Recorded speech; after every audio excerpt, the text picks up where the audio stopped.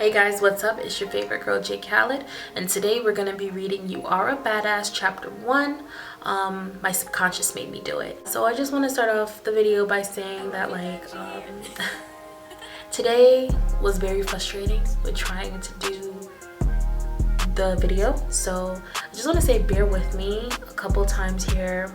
I don't know if I may be reading fast or whatever the case may be. Just know that I had a tough time trying to film this video today for some reason. Now that we got the disclaimer out of the way, I just want to say hi, how are you? How did you guys feel about the last video if you watched it? I hope you gave it a thumbs up or shared a comment down below. For today, I think that it's important to have a piece of paper with you because during the reading we're gonna ask that you write down some beliefs that you have about a particular topic. When I get to it, I don't pause in that area because like I said, it was a little frustrating to film today, so I just kind of zoomed past it. So what it asks you to write down your beliefs, your 5 beliefs. I think they said 5, I can't remember. I really want you to pause the video and write down your 5 beliefs. Like, I really want you guys to do that because that's an important part of this first chapter. You make sure you got your drinky drink, red cup. There's water in here. Same as last week, there was water. And yeah, let's get started. Without further ado, here is You're a Badass Chapter 1. Many years ago, I was in a terrible bowling accident. My friends and I were at the tail end of a heated tiebreaker, and I was so focused on making a great show of my final shot, leaping into action, loudly declaring my impending victory, dancing and twirling my way through my approach, that I didn't realize where my feet were when I let go of the ball. This was the moment I was to learn how serious the bowling community is about penalizing those who roll with one toe over the line. They pour oil or wax or lube or something unimaginably slippery all over the alley, and should someone actually slide out of bounds while attempting the perfect hook shot, she will find her feet flying out from under her and her ass crashing down onto a surface that even an airborne bowling ball can't crack. A few weeks later, whilst lolling around in bed with this guy I met at Macy's, I explained that ever since my accident, I am now waking up in the middle of the night with excruciating pain in my feet. According to my acupuncturist, this is from my nerves in my back getting slammed when I fell, and in order to sleep through the night, I'd need a new, firmer mattress. I have pains in my feet when I sleep too, he said, raising himself up for an unreciprocated high five. It's not just because I'm not into the whole high five thing that I left him hanging, but also because I was annoyed with him. I already find mattress shopping to be totally bizarre and embarrassing. Lying on your side with a pillow between your thighs for all to see, like it's anyone's business. But the fact that I had to do it with my salesman laying next to me, begging for a high fiver, was more than I could handle. I couldn't help but notice that all the other salesmen simply stood at the end of the bed, rattling off mattress facts while their clients tested out a myriad of positions, but not mine. He'd lower down next to me on his back, arms crossed over his chest, and thoughtfully chat away, staring at the ceiling like we were at summer camp. I mean, he was nice enough and incredibly knowledgeable about coils, latex, and memory foam, but I was scared to roll over for fear he'd be spooning me. Was I too friendly? Should I have not asked him where he was from? Did he think I meant something else when I patted the empty space next to me to test the pillow top? I obviously should have asked Freak Show Bob to get off the damn bed, or found someone else to help me instead of sneaking out the door and blowing my only opportunity that week to go mattress shopping, but I didn't want to embarrass him. I didn't want to embarrass him. This is pretty much how my family was trained to deal with any sort of potentially uncomfortable interaction. Along with the fail-safe method of running in the opposite direction, other tools in our confrontation toolbox also included freeze, talk about the weather, go blank, or burst into tears the minute you're out of earshot.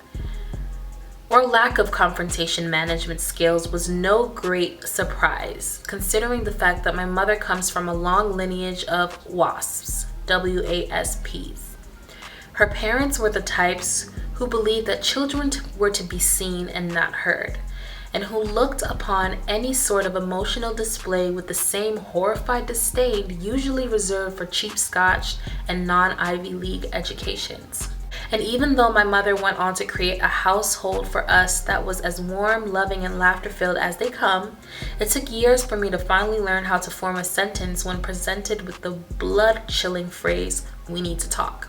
All this is to say that it's not your fault that you're fucked up. It's your fault if you stay fucked up. But your foundation of your fucked upness is something that's been passed down through generations of your family, like a coat of arms or a killer cornbread recipe. Or in my case, equating confrontation with heart failure.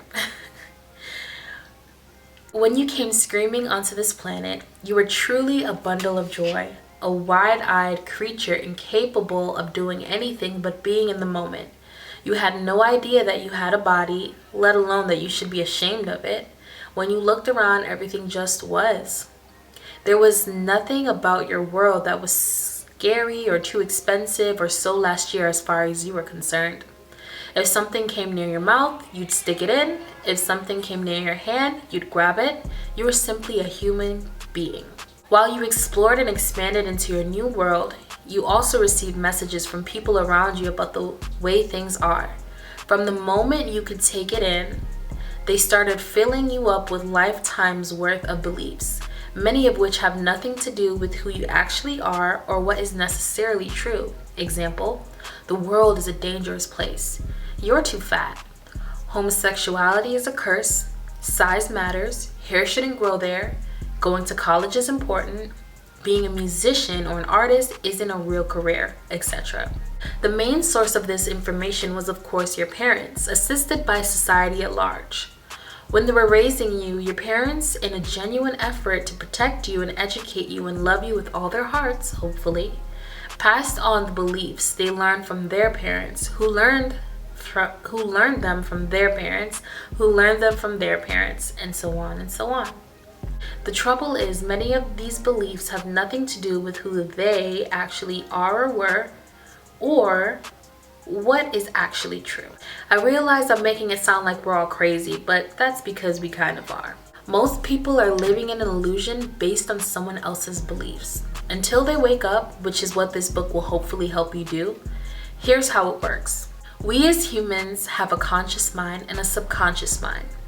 Most of us are only aware of our conscious minds. However, because that's where we process all our information, it's where we figure things out. Judge, obsess, analyze, criticize, worry that our ears are too big, decide once and for all to stop eating fried food, grasp that 2 + 2 = 4, try to remember where the hell you left your car keys, etc. The conscious mind is like a relentless overachiever, incessantly spinning around from thought to thought, stopping only when we sleep, and then starting up again the second we open our eyes. Our conscious mind, otherwise known as the frontal lobe, doesn't fully develop until sometime around puberty. Our subconscious mind, on the other hand, is the non-analytical part of our brain that's fully developed the moment we arrive here on Earth. It's all about feelings and instincts and erupting into ear-piercing temper tantrums in the middle of supermarkets. It's also where we store all the early outside information we get. The subconscious mind believes everything because it has no filter. It doesn't know the difference between what's true and what's not true. If our parents tell us that nobody in our family knows how to make money, we believe them.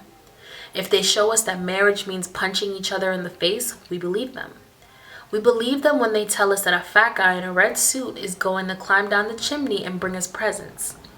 Why wouldn't we believe any other garbage they feed us? Our subconscious mind is like a little kid who doesn't know any better, and coincidentally receives most of its information when we're little kids and don't know any better because our frontal lobes, the subconscious part of our brains, haven't fully formed yet. We take in information via words, smiles, frowns, heavy sighs, raised eyebrows, tears, laughter, etc. of the people surrounding us with zero ability to filter any of it.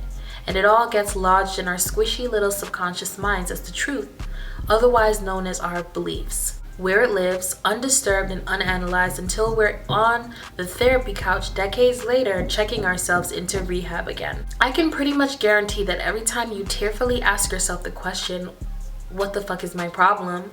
The answer lies in the lame, limiting, false subconscious belief that you've been dragging around without even realizing it, which means that understanding this is majorly important.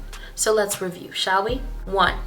Our subconscious mind contains the blueprint for our lives. It's running the show based on the unfiltered information it gathered when we were kids, otherwise known as our beliefs. 2. We are, for the most part, completely oblivious to these subconscious beliefs that run our lives. 3.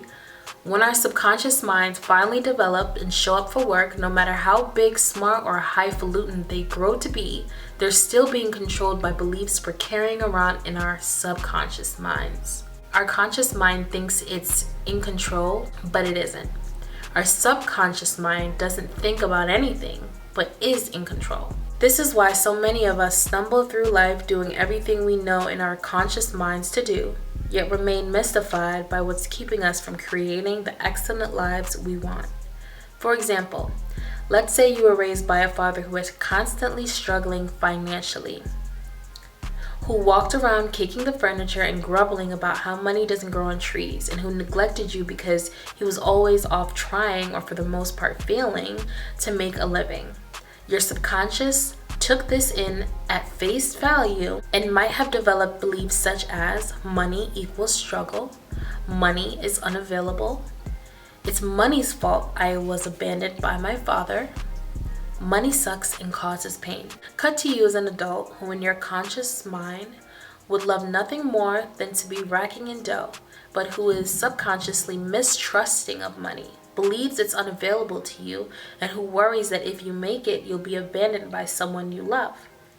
You may then manifest these subconscious beliefs by staying broke no matter how hard you consciously try to make money, or by repeatedly making tons of money, then losing it in order to avoid being abandoned, or in a plethora of other frustrating ways. No matter what you say you want, if you got an underlying subconscious belief that it's going to cause you pain or isn't available to you, you either A, won't let yourself have it, or B, you will let yourself have it, but you'll be really fucked up about it, and then you'll go off and lose it anyways. We don't realize that by eating that fourth donut, or by ignoring our intuition and marrying that guy who's an awful lot like our low-down cheating daddy, that we're being driven by our subconscious minds, not by our conscious minds. And that when our subconscious beliefs are out of alignment with the things and experiences we want in our conscious minds and hearts, it creates confusing conflicts between what we're trying to create and what we're actually creating. It's like we're driving with one foot on the gas and one on the brake. Obviously, we all have awesome subconscious beliefs as well, but we're not talking about those right now. Here are some other scenarios that may or may not ring a bell. Conscious mind. I long to find and marry my soulmate. Subconscious mind. Intimacy leads to pain and suffering. Finger. Ringless. Conscious mind. I want to lose 25 pounds. Subconscious mind. People aren't safe. I must build a shield to protect myself. Body. A fortress of flab. Conscious mind. I'm hot and sexy and want to get it on. Subconscious mind. Physical pleasure is shameful. Sex life. Yawn. Conscious mind. I want to travel the world. Subconscious mind. Fun equals irresponsible, which equals I won't be loved. Passport blank. It's sort of like not being able to enjoy sitting on your front porch anymore because it totally reeks of something foul out there. You can come up with all these brilliant ways to deal with the problem, light incense, set up fans, blame it on the dog, but until you realize that something has crawled under your house and died, your problems will linger on, stinking up your life. The first key to ridding yourself of limiting subconscious beliefs is to become aware of them. Because until you're aware of what's really going on, you'll keep working with your conscious mind, think you need to paint the porch to solve the problem that's buried far beneath it. Dead skunk removal in your subconscious, which is an exercise in futility. Take a minute to look at some of the less than impressive areas in your life and think about the underlying beliefs that could have created them. Let's take the old crowd pleaser, lack of money, for example. Are you making far less money than you know you're capable of earning? Have you reached a certain income level that no matter how you do, you can't seem to go above? Does generating an abundance of money consistently seem like something you're not even physically capable of? If so, write down the first 5 things that come to your mind when you think about money. Is your list full of hope and bravado or fear and loathing? What are your parents' beliefs about money? What are the beliefs of the other people you grew up around? What was their relationship with money like? Do you see any connection between their beliefs and yours? Later on in this book, I'm going to give you tools to go much deeper with your subconscious beliefs and fix whatever's blocking you from living the kind of life you love to live. But for now, practice stepping aside.